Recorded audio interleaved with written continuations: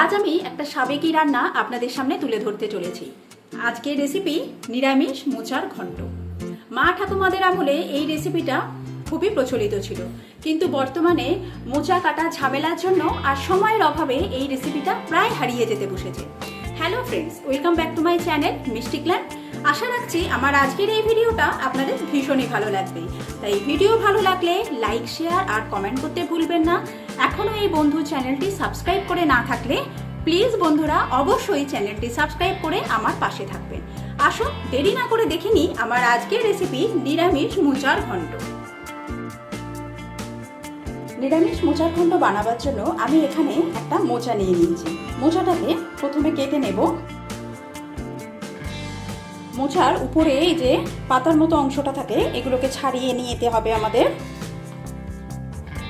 আর এগুলোকে হাতের সাহায্যেই একটু টানলেই খুলে আসবে। এগুলোকে আলাদাভাবে সরিয়ে রাখছি। আবারও এরকম একটা দেখুন খোল আছে, এটাকে সরিয়ে দিলাম।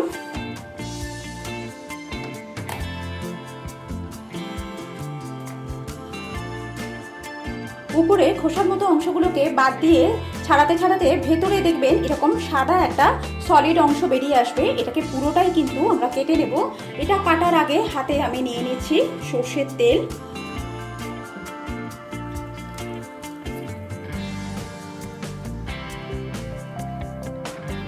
এইবার এই অংশটাকে কেটে বাদ দিয়ে দিচ্ছি।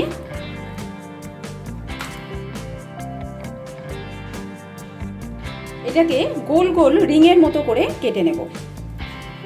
যতটা পারবেন ফাইন করে কাটলে ভালো হয়।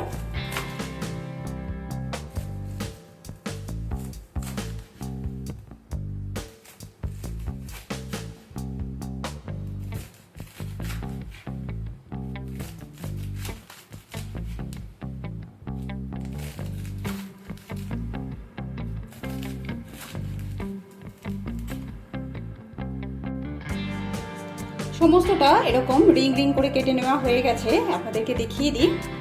এবার এগুলোকে একটার সাথে একটা রিং এইভাবে একটুখানি গুছিয়ে নেব। আর মোচা কাটার পরে আমি মোচাগুলোকে জলে দিয়ে দেবো, তাই একটা বড় পাত্রের মধ্যে বেশ অনেকটা পরিমাণ জল নিয়ে নিয়েছি। এবার এগুলোকে এরকমভাবে কেটে নিচ্ছি।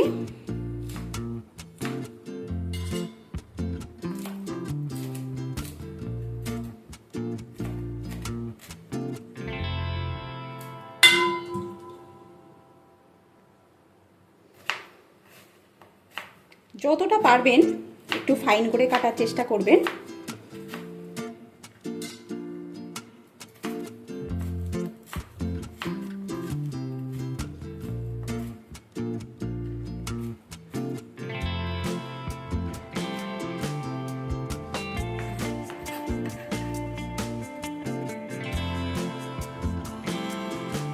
ভেতরের অংশটা অর্থাৎ যেগুলোকে আমি রিং রিং করে কেটেছিলাম সেগুলো পুরোটাই এরকমভাবে কেটে নেওয়া হয়ে গেছে। যতটা পেরেছি ফাইন করে কেটে নিয়েছি।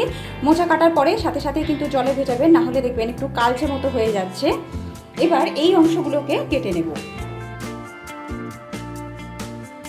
এগুলোর ভেতরে এরকম লম্বা একটা ফুলের মতো অংশ থাকে, এটা শক্ত হয়, আর এটাকে বাদ দিয়ে দিতে হবে। আর দেখবেন একটা আঁশের মতো অংশ থাকে, এই আঁশের মতো অংশটাকেও কিন্তু আমাদের ফেলে দিতে হবে। এইভাবে এগুলোকে বেছে নিতে হবে।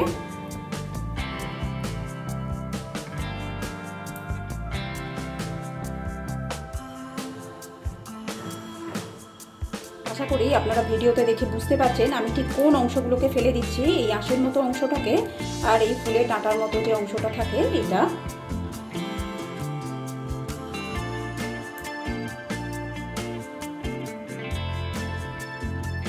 ভেতরের অংশগুলো বেছে নেওয়া হয়ে গেলে এগুলোকে একটু গুছিয়ে নেব। গুছিয়ে নিয়ে এরকমভাবে কেটে নেব। এগুলোকেও এরকম ছোট ছোট ছোট ছোট করে কেটে নেব।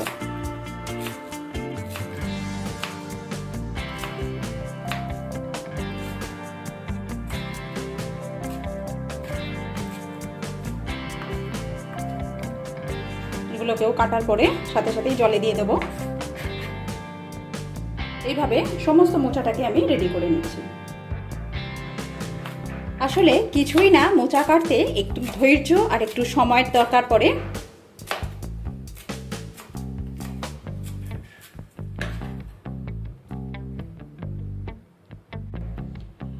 সম্পূর্ণ মোচাটা কাটা হয়ে গেলে ভালোভাবে জলের মধ্যে এরকমভাবে একটু কষলে নেব।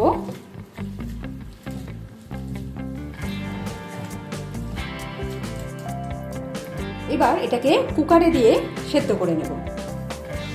এখানে আমি একটা কুকার গ্যাসের উপর বসিয়ে দিয়েছি। এবার মোচাটাকে জল থেকে ছেঁকে তুলে কুকারের মধ্যে দিয়ে দেব।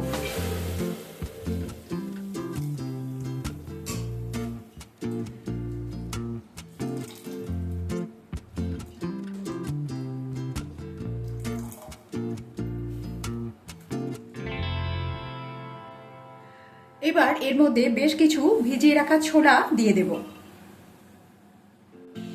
দিয়ে দিচ্ছি জল,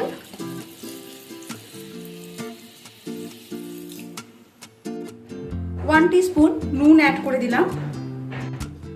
এবার দিয়ে দিচ্ছি হলুদ। একবার সমস্তটা মিশিয়ে নিচ্ছি।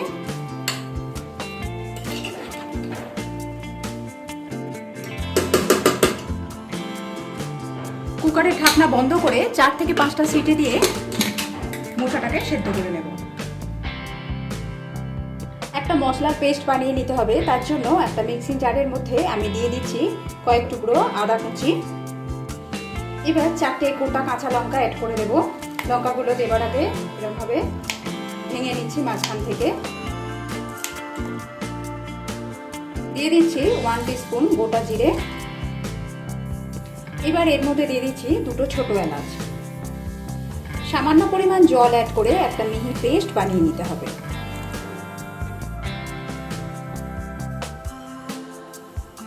রান্নাটা করার জন্য আমি কড়ার মধ্যে সরষের তেল দিয়ে দেব। তেল গরম হয়ে গেলে আমি বেশ কিছু আলু ভেজে নেব। এখানে আমি একটু বড় সাইজ করে কেটে নেওয়া কিছু আলু নিয়ে নিয়েছি। আলুগুলোকে হালকা লালচে করে একটু ভেজে নিতে হবে। আলু ভাজার সময় সামান্য পরিমাণ নুন আর হলুদ দিয়ে দেবো।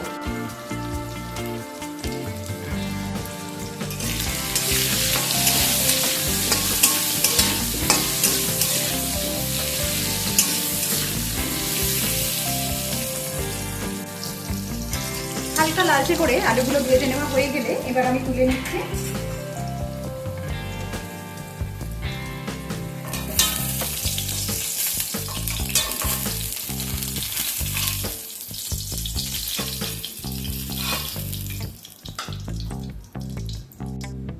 এবার এই কড়ার মধ্যে আমি আরো একটু তেল, সরষের তেল অ্যাড করে দিচ্ছি।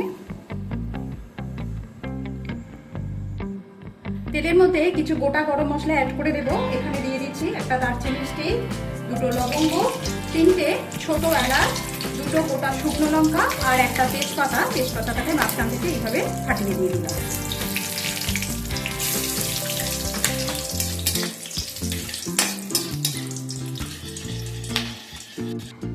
এখানে আমি অল্প কিছু নারকেলকে এরকম ছোট ছোট টুকরো করে কেটে নিয়েছি।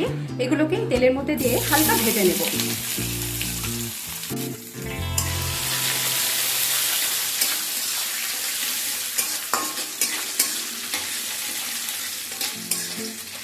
নারকেলটা এখানে আমি দুভাবে ব্যবহার করব। আমি নারকেল কোড়াটা পরে ব্যবহার করব, আর এরকম টুকরো করে নারকেল দিয়েছি। এটা একটু মুখে পড়লে খেতে ভালো লাগে। নারকেল ভেজে নেওয়া হয়ে গেলে এর মধ্যে আমি বেটে রাখা মশলাটা দিয়ে দিচ্ছি। একই সাথে একটা বড় সাইজের টমেটোকে আমি ফাইন চপ করে কেটে নিয়েছি, এটাকেও অ্যাড করে দেব। দিয়ে দেবো সামান্য পরিমাণ হলুদ, দিয়ে দিচ্ছি পরিমাণ মতো নুন, আর কালারের জন্য আমি এখানে 1 teaspoon Kashmiri red chilli powder add করে দিলাম। মশলাটাকে ভালোভাবে কষিয়ে নিতে হবে।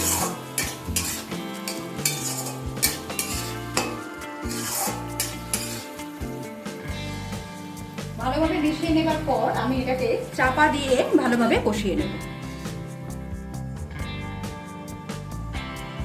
অপরদিকে মোচা সেদ্ধ হয়ে গেছে, আর কুকারের প্রেসার অ্যাডজাস্ট হলে আমি মোচাটাকে জল থেকে ছেঁকে তুলে নেব।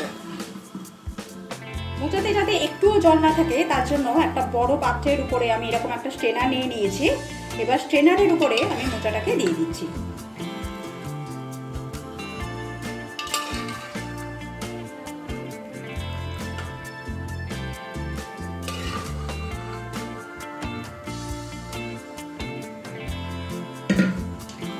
এইভাবে একটু চামচের সাহায্যে প্রেস করে দিলাম যাতে একটু এক্সট্রা জল না থাকে, ভালোভাবে জলটা বেরিয়ে যায়। টমেটোটা অনেকটাই গলে গলে গেছে, কিন্তু এখনো পুরোপুরি মশলাটা কষিয়ে নেওয়া হয়নি। ঠিক এই সময় আমি এর মধ্যে ভেজে রাখা আলুগুলোকে দিয়ে দিচ্ছি, কেননা আলুগুলো আমরা শুধুমাত্র ভেজেছিলাম, আলুগুলো কিন্তু সেদ্ধ হয়নি। তাই এই সময় আলুগুলোকে দিয়ে চাপা দিয়ে মশলার সাথে কষতে থাকবে।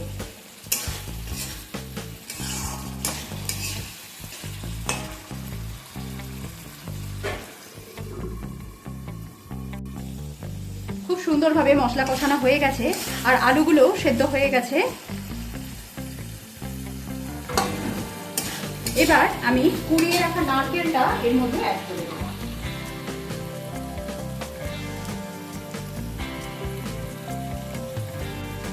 নারকেলটা দেবার পর প্রায় 1 থেকে 1.5 মিনিট মশলার সাথে নারকেলটাকেও একটু রান্না করে নেব।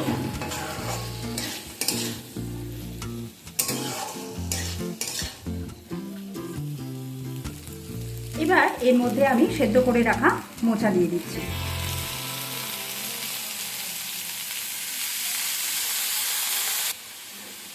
সমস্ত কিছু একসাথে ভালোভাবে মিশিয়ে কিছুক্ষণ রান্না করে নিতে হবে।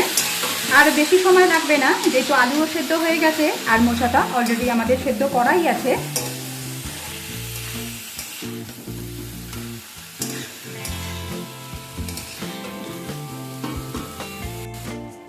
এতে আমি দিয়ে দিচ্ছি 1 টিস্পুন চিনি। গ্যাসের ফ্লেমটা মিডিয়ামে রেখে এটাকে কিন্তু রান্না করে নিতে হবে, কেননা কড়াতে দেবার পর মোচা থেকে আবারও কিছুটা পরিমাণ জল বেরোবে। এই জলটাকে পুরোপুরি আমাদের শুকনো করে নিতে হবে। নামাবার আগে এতে ঘি আর গরম মশলা দিয়ে নামিয়ে দেব। দিয়ে দিচ্ছি প্রায় 1.5 টিস্পুনের মতো ঘি,